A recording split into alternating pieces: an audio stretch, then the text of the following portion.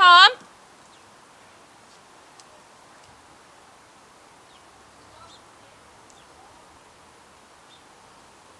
Tom?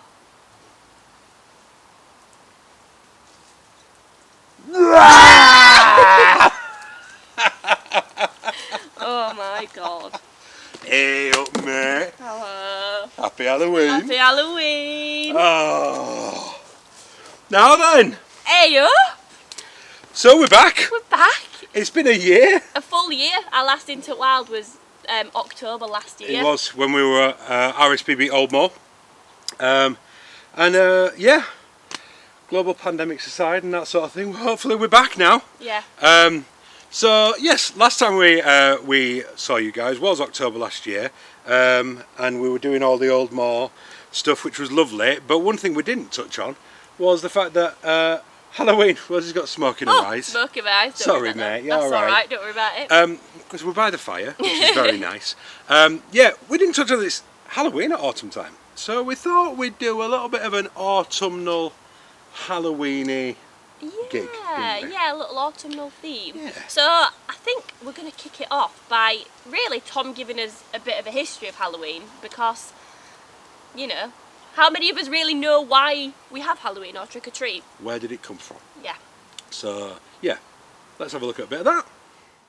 Historically, the roots of Halloween can be found around 2,000 years ago in Celtic times Europe. Halloween started as the festival of Samhain, marking the end of the summer and harvest time and the start of the dark winter months.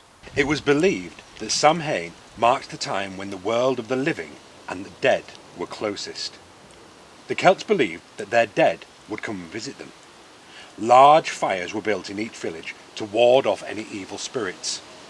Druid priests would ensure that all hearth fires in the village were lit from the embers of the sacred village fire to ensure warmth and safety throughout the dark winter months. With the Roman invasion around AD 43, many Celtic traditions were assimilated or absorbed into Roman traditions. One such activity is apple bobbing. The Roman goddess Pomona, who was the goddess of fruit and trees, just happened to be symbolised by the apple. Eventually, when Christianity arrived, Samhain was assimilated into All Hallows Eve, a festival to celebrate those whom had died for their beliefs. All Hallows Eve became Hallows Even, then Hallowe'en, and then eventually Halloween, and its traditions have evolved over time. Back in England, traditionally people would carve turnips and swedes, and then from America came the pumpkin, a little easier to carve perhaps, and then the tradition of trick-or-treating, when children knock on their neighbours' and friends' doors hoping for a sweet treat, with the risk that if they didn't get one, they'd leave a trick behind instead. So that's brilliant. So that's where we've got a lot of our Halloween traditions from.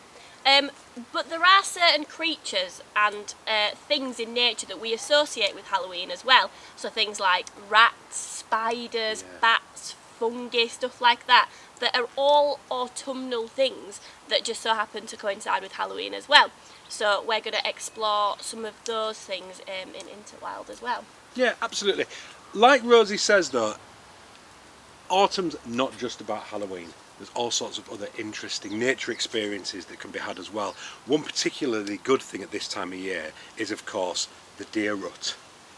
Yeah, deer ruts are fantastic. In October, what that means is that the males, the stags, basically fight. They butt heads, they crash antlers together, and it's basically to keep their female circle really close, because obviously they want to be the ones that pass on their genes and for those to have the babies.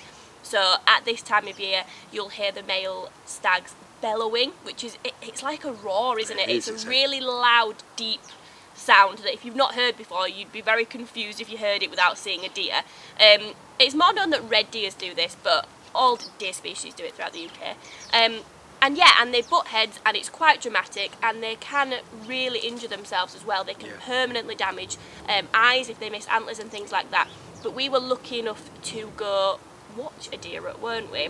Yeah, we went out to film a deer rut, and we're going to show you some of that footage now. I think one of the things that I really took from this was my first time ever experiencing a deer rut. We had such a great time doing Yeah, it, we didn't did, we? yeah. We had a few hiccups and a few laughs along the way, but it was quite majestic seeing it.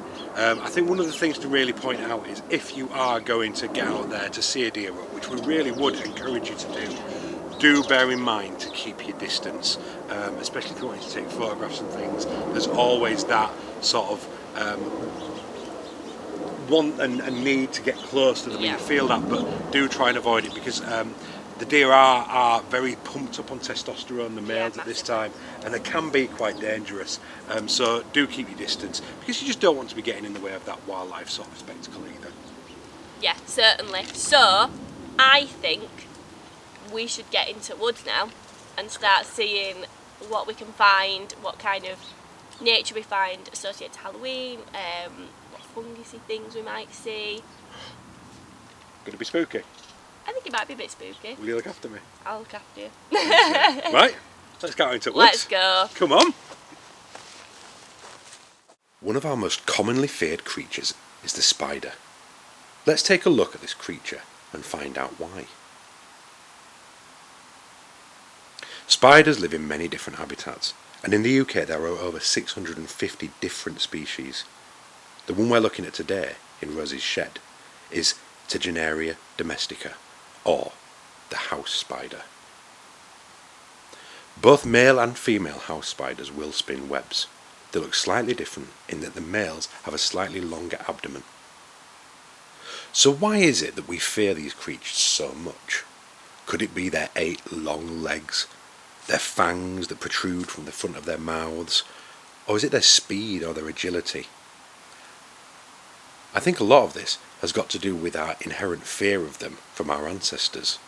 Spiders were to be feared because lots of them were poisonous, and so maybe some of it comes from there. I think it's often to do though with those long legs, those beady 8 eyes and those fangs, and the fact that they can come out from nowhere. But there's lots of reasons we should love spiders too. Spiders are really good at pest control, keeping unwanted visitors out of the house. Spiders' webs, as we well know, are really strong structures. Some webs are so strong that the extensive funnel webs of large house spiders, for example, can last for years and often accommodate a succession of different occupants. In order to recycle the amino acids that make up the silk proteins, some species of spider will ingest the silk as they systematically dismantle their webs from a previous home. Whilst looking for spiders in Rosie's shed, we came across this exoskeleton. People often think they're seeing dead spiders next to their webs, but quite often this is just what it is, an exoskeleton from when a spider has shed its previous shell and moved on to grow bigger. Looking at this exoskeleton here, we can see from the abdomen where we've got the fangs, but also the holes that lead into the leg structures. You can see how the spider has pulled its legs out, removed its fangs, and stretched out, ready to live another day. Looking back at those fangs, all spiders are actually venomous, but species in the UK don't have a powerful enough bite to ingest into humans, so we are all quite safe. That same venom is often used though in different types of medicines, so spiders are actually really helpful to us. And of course, let's not forget, they were the inspiration for Spider-Man. So we're here in Carbley Woods. Carbley Woods is a very local patch for me and Tom. It's quite close to both of our houses, and like we said at the start, we've come to see what kind of creatures that we can see. So woodland is very much associated with Halloween, but it's autumn as well. So we're going to find lots of species of fungi. We've already found some here. I reckon we might find maybe 4 different species of fungi. What are you thinking? I'm going to be a bit more ambitious than that, Rosie. I'm going to go for, I reckon, not overly ambitious, 6. I'm going to go for 6 species of fungus that we're going to find today. Well, we're going to find as many as we can and tell you a little bit about them and what species they are. But it's also things like, during the day, we're going to see things like squirrels, possibly things like jays, nuthatches, other woodland birds, which is really cool because woodlands are essentially grown by these creatures, a lot of it. So you get the squirrels and the jays caching their nuts, which is really cool. That essentially is what trees grow from. So that's one of the things we're looking at. Yeah, I've heard a statistic, and I don't know how true this is, that I'm going to get my statistic wrong. Okay. But look it up, correct me. But I think that something about 90% of the UK's oak trees were planted by jays. I think you're right. Yeah. Obviously quite a forgetful bird at where they're caching their food. Yeah. So yeah, but we've already seen quite a lot of life, haven't we? We've seen the nuthatches, really kindly somebody just a bit further up the way here, where we parked our cars. Within the woods itself, they've put some bird feeders out, and we found a pair of nuthatches feeding already. So that's been really, really nice, hasn't it? Yeah. So I'm going to talk a little bit now about the human relationship with woods. Woods are something that, talking about Halloween, we kind of find inherently a little bit spooky, a little bit creepy. We've got forbidding woods, we often hear of the dark woods. Harry Potter's got the forbidden forest, for example, hasn't he? So they're a sort of place that seems to be full of, like I say, foreboding and fear, the sort of places that you don't want to be left by yourself at night. Yeah. But also throughout history, we find woods as a place of refuge. Looking into folklore, there's Robin Hood and his merry men take refuge in Sherwood Forest. And all around here now, you can see human influences on the woods around us. And I'm not just talking wanton destruction, which often when we're talking about humans' relationship with wildlife, with nature, we talk about destructive ways that we are, don't we? But we also do love our environments as well. Just walking around here, in terms of seeing woods as a leisure area, lots of people have been putting up like fairy doors and lovely little homemade things. There's dens about the wood, so people don't just use them in terms of frightening ourselves and sort of tales of folklore and tales of fear. They are places that we do really use as happy places, as places to engage and have adventure. So I think that's something that we want to focus on as well, isn't it? Absolutely. Not just a spooky element. Yeah, of course. So, what do you reckon? Shall we go off and have a bit of an adventure? I reckon we go see what we can find. Let's go. Let's do it.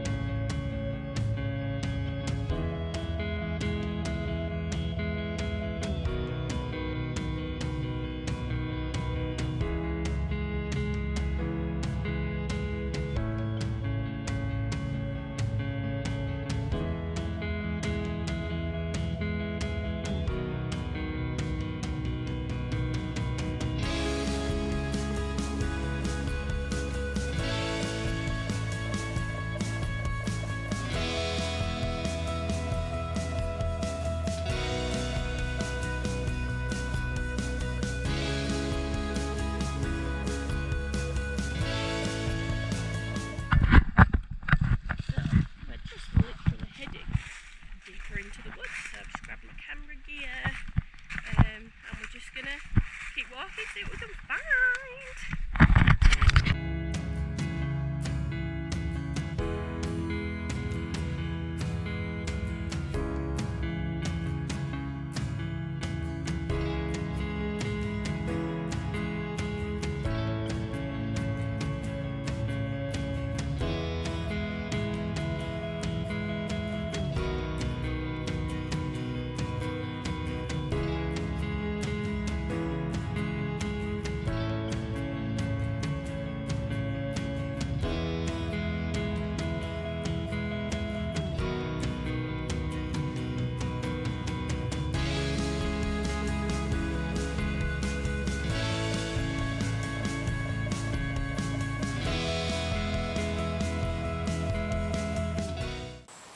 So what I think we found here, if you can see, I'll move these bits of bracken and holly, is we think we have a foxhole here. So you can kind of tell because it goes straight down and it's not massive, and foxholes don't need a massive entrance to get to the den. Inside it will be quite large. But we don't think it's badgers because a badger would be bigger and it would have more kicked out leaves and trails leading in and out. So we think this is a fox. Now, as you know, foxes will live anywhere, and we know they're thriving in the cities because of, look at them in my garden. But naturally, foxes would live in places like this, so woodlands and anywhere quite remote. So we know that when a fox family, when their kits emerge from their den, they're very playful. So let's have a look at some footage of some fox kits getting playful on my lawn.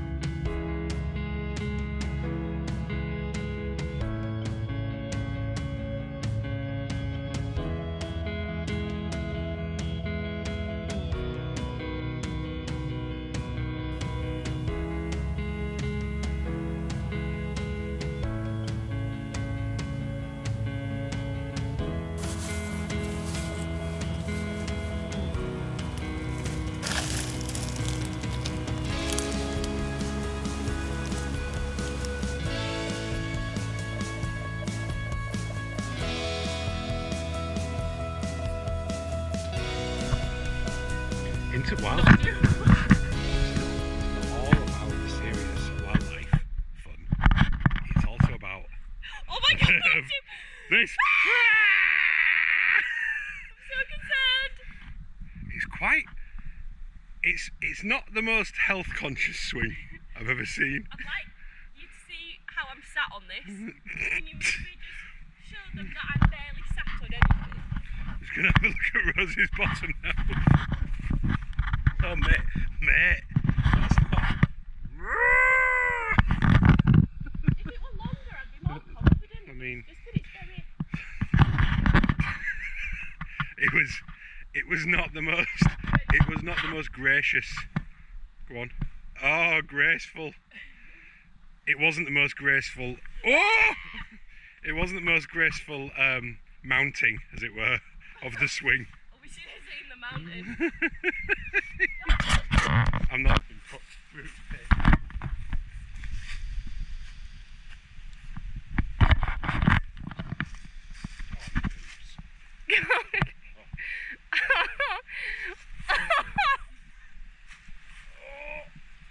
Put your feet up. Yeah, baby. Right. I'm having such fun. Keep your feet up. Mate, it'll break.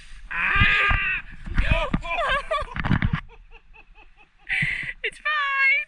I'm so happy. Are you having fun?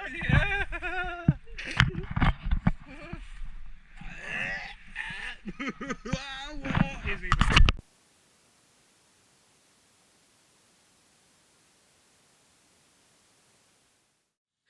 To Mike's mom, and Josh's mom, and my mom. And I'm sorry to everyone. I was very naive. If anyone's out there, I just want to apologise. I'd like to apologise to my wife and to Rosie's parents. Because this is my... Do you want to maybe just stop and we can film into wild? Yeah, alright then. Alright, Sorry. come on.